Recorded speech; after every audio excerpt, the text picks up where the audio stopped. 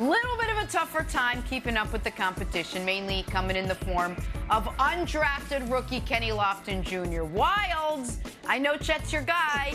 Did Kenny Lofton Jr. expose Chet last night? I didn't say that in any sort of way. There was no tone. Not at all. Read it. And look, is Chet a finished product? No, I never said that. I said Chet is the moonshot potential guy. So I do appreciate, Jenna, all the Chet haters out there exposing themselves as actually being Chet fans. You know why? Because if you're on watching TV last night, you're like, yeah, Chet had a bad game. He had 11 points, 11 rebounds, and 2 blocks. Aha! I'm right. That's not a bad game, man. I hate to break it to you. That was an off night for Chet, and he played pretty well. So let's look at our updated Summer League per 36 numbers now that we add in this horrible game that Chet had where he got exposed. Well, I don't know, Broussard. Call me crazy. That looks okay.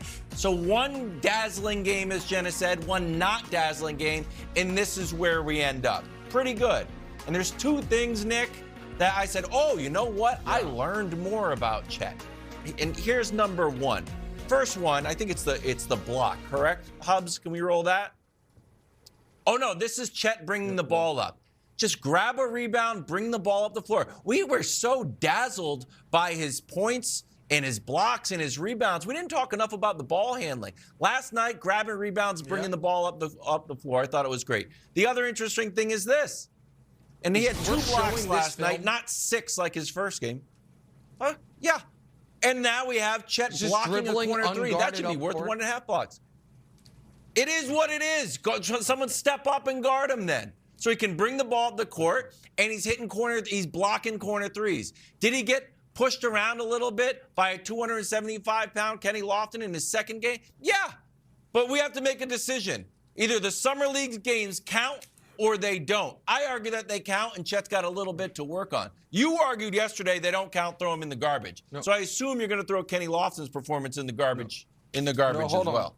Overall, Chet's doing fine. You are correct. I am not going to be throwing a parade for Kenny Lofton Jr. That is correct. What I said yesterday was great performances in Summer League mean nothing. Bad performances can be concerning. That is what I said yesterday, but there's a lot here. First of all, I just very quickly want to understand something. I want to understand something. I don't know if I can speak on his performance. I'll explain why in a moment. But are you, Chet, is a moonshot and one day far in the future might be awesome? Is that the take? Or is Chet, as a rookie, is going to average 23, 7, and 3? Is that the take? Or are they both your take? I'm just curious.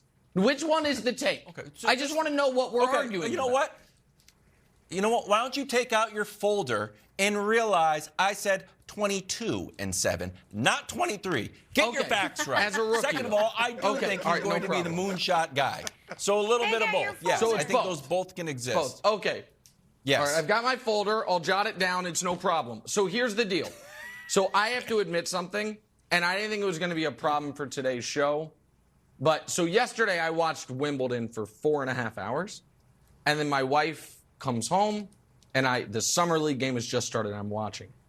And she's like, the NBA is over. You're not watching this. You watched tennis for 5 hours today. And I said, okay, all right, I'll catch up, you know what I mean, during show prep. And then I didn't. Sure. And then I was like, all right, I'll be able to watch the highlights during, while Wilds talks. But like Wilds was having internet issues, I'm having weird return things I can't see. So when people say he struggled, Brew, help me out here. How did he like fall down a lot? Did people blow him by him? Like when they say he struggled, what was the problem? I'm just curious, like what with Chet Holmgren, if they say he struggled, I know he missed shots, but what defines the struggle? For someone who didn't see the game, tell me what the issue was. What was it? Here's what I'll say.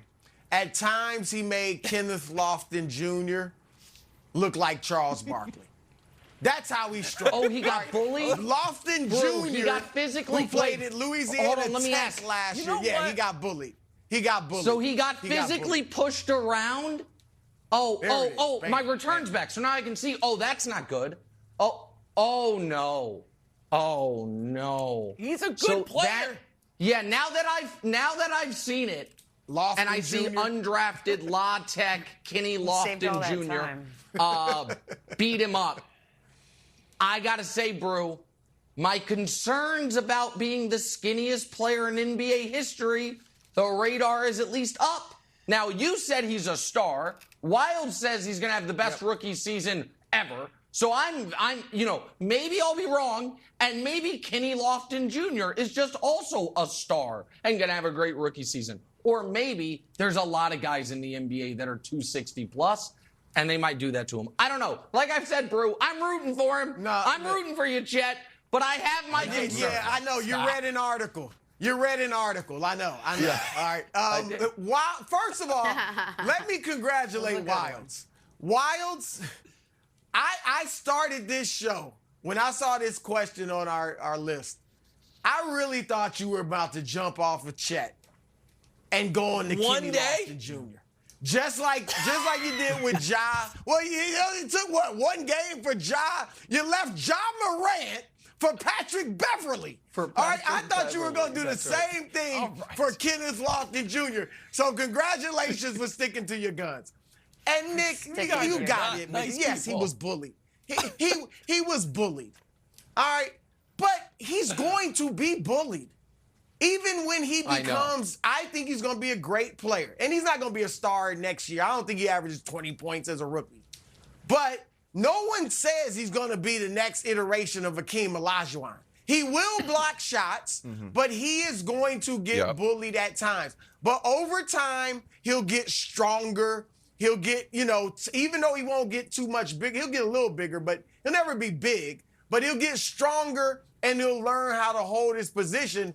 And I hate to even throw this out, but kind of like Steph Curry was able to hold his position against Al Horford in the finals. On Al Horford? All right, so he will be able to do that. I'm just saying.